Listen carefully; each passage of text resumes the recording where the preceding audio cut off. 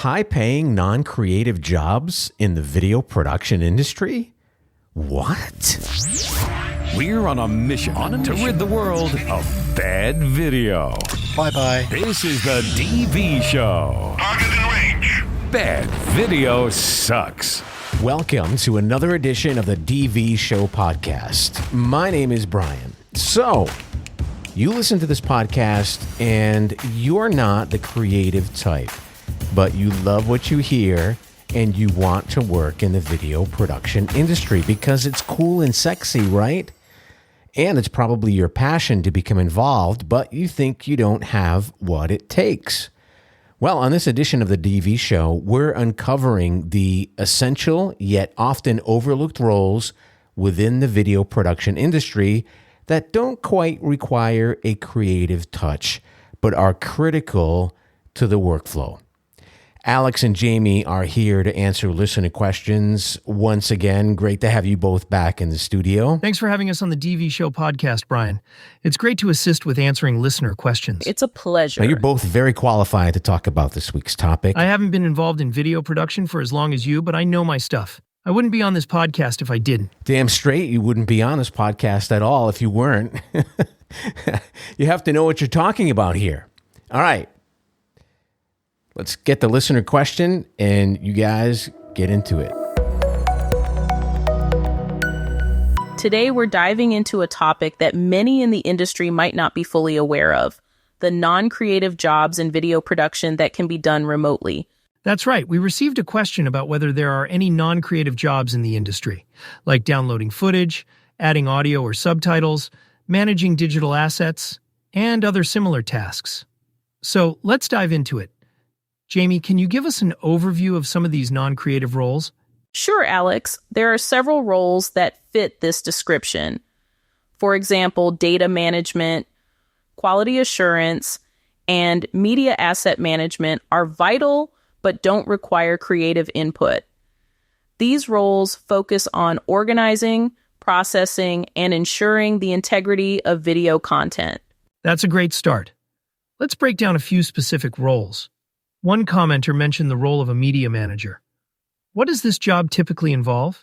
A media manager handles the ingestion, organization, and archiving of video footage. They ensure that all media files are correctly labeled, stored, and accessible for the production team. This role can often be done remotely with the right setup, as it mainly involves digital asset management.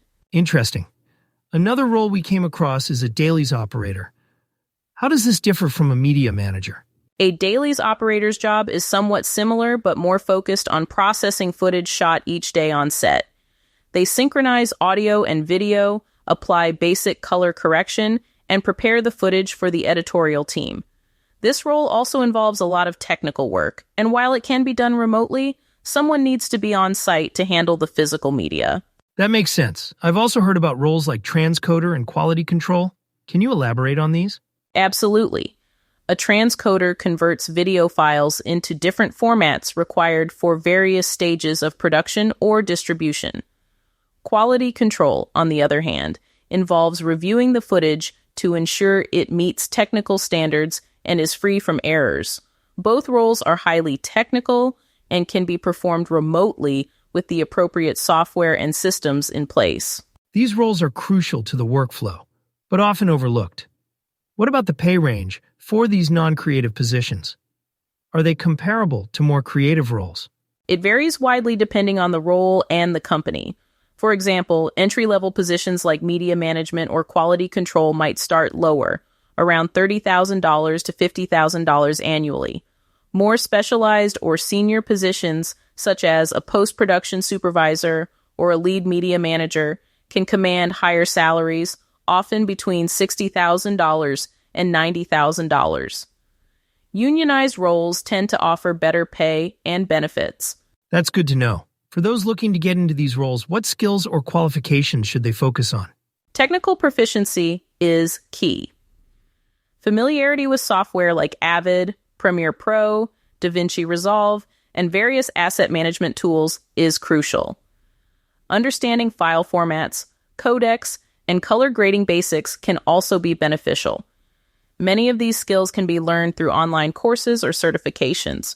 Before we wrap up, any final advice for listeners looking to explore non-creative roles in video production? Stay adaptable and continuously upgrade your technical skills. Networking is also important. Connect with professionals in the industry through forums, LinkedIn, or industry events. There are plenty of opportunities out there, even if they aren't in the spotlight. Excellent advice, Jamie. And to our listeners, thank you for joining us today and shedding light on these essential yet often overlooked roles in video production. Well, that does it for another edition of the DV Show podcast. We're always available to answer your questions related to video production. Feel free to talk to us right now. Simply visit our website at thedvshow.com. Click on the red Ask Us button at the bottom right-hand corner of every page and press Submit. Also, be sure to always keep in touch with us by subscribing to our weekly newsletter and getting social with us on Twitter, LinkedIn, and of course, Instagram. Thanks again for listening. See you next week. Bye-bye.